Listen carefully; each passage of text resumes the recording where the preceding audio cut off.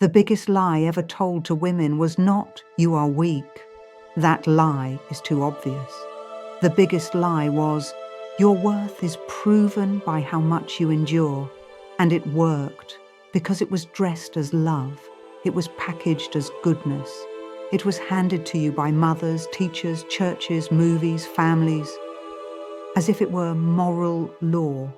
But it was not morality. It was social engineering. First of all, love was turned into a control technology. They taught you love means be understanding, be patient, be forgiving, be soft.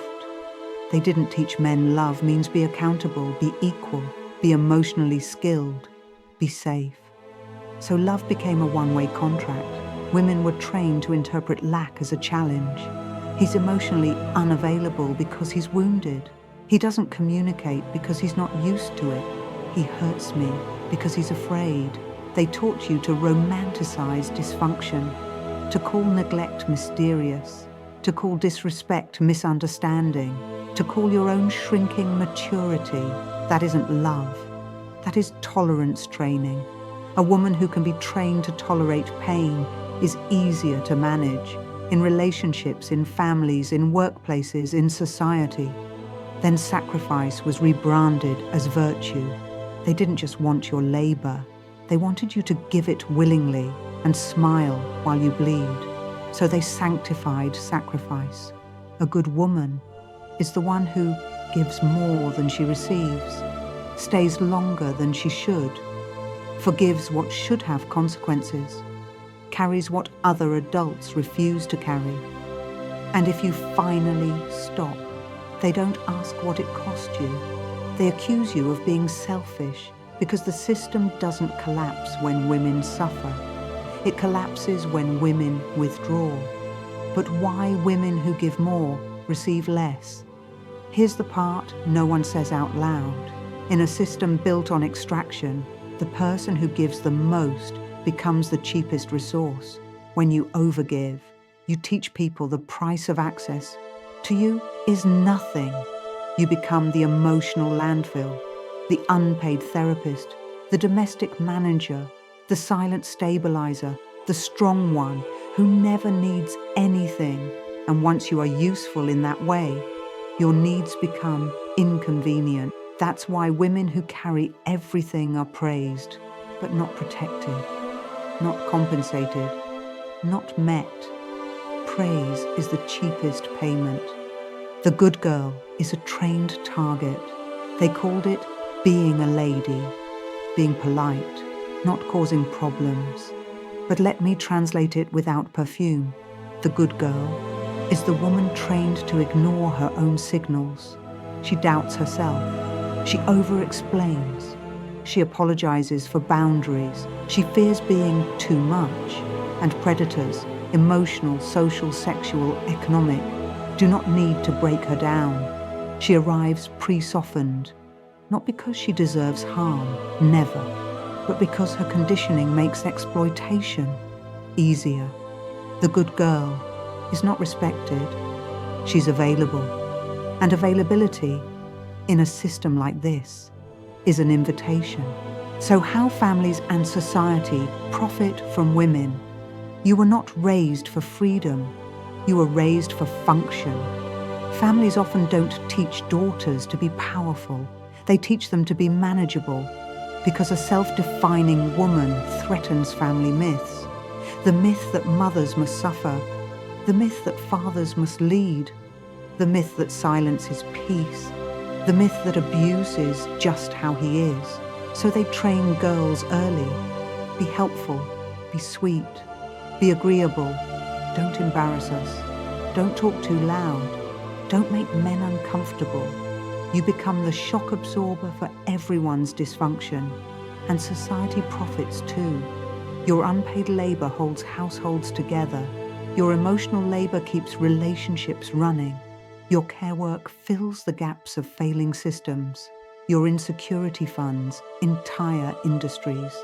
They don't need to pay women fairly if women are trained to be grateful. At the same time, insecurity is industrialized and sold back to you. They had to keep you chasing, not truth, not power, approval.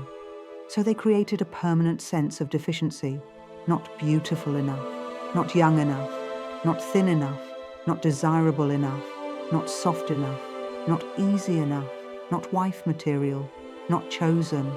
Then they offered you solutions. Buy this, fix that, hide this, change that, spend more, smile more, appear smaller. They convinced you your body is a problem that can be purchased into acceptance. And the cruelest part, they taught you to spend your life polishing your cage so it looks like a crown. Find a successful man. The old survival script. When women were denied money, property, safety, and status, the strategy was marry power. That strategy was survival. But now it is sold as femininity. Find the best man. Be chosen. Secure him. Don't intimidate him. Compete with other women for his approval. This keeps women performing instead of building, competing instead of organizing, searching for rescue instead of designing freedom. And it trains men to believe they are the prize, even when women are doing the work of holding life together. So why this lie worked? Because it didn't sound like oppression. It sounded like goodness. It used the most sacred parts of women: empathy, loyalty, devotion, tenderness, and turned them into tools for self-erasure. It convinced you that love requires you to be smaller, that sacrifice makes you worthy, that endurance makes you holy. But look closely. A system that calls your suffering virtue is a system that benefits from your pain. And finally, I am not telling you to stop loving. I am telling you to stop confusing love with self-abandonment. I am not telling you to stop being good. I am telling you to stop being good to people who profit from your goodness. If your kindness makes you easier to use, it is not kindness anymore. It is access. If your sacrifice makes everyone comfortable except you, it is not virtue. It is extraction. The biggest lie was never that you were weak. The biggest lie was that your purpose was to be consumed and to call it love. And now hear this clearly. It is time for women to wake up, not in anger, but in understanding, to recognize power where it has always been. Because if women were truly insignificant, no one would have invested centuries into controlling their bodies, their labor, their voices, their desires, their self-image. Propaganda exists only where there is something to contain. If men were natural leaders, they would not need to deny women education. They would not need to restrict rights. They would not need to rewrite religion, law, and history. They would not need to convince the world again and again that women are less. True authority does not require oppression. True power does not fear equality. Yet even today, enormous effort is spent to make women doubt their intelligence, their beauty, their autonomy, their capacity to lead, to choose, to refuse. Ask yourself why. Ask yourself why a system so natural needs so much enforcement. Women hold the ultimate power, the power to create life, to sustain societies, to withdraw cooperation, to stop feeding structures that exploit them. If that were not true, this lie would not have been so carefully constructed, and it would not need to be repeated still.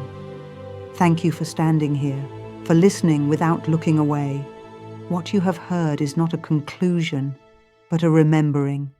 Carry it with you, not as anger, but as clarity. I will speak again when you are ready to listen further. Until then, remain awake.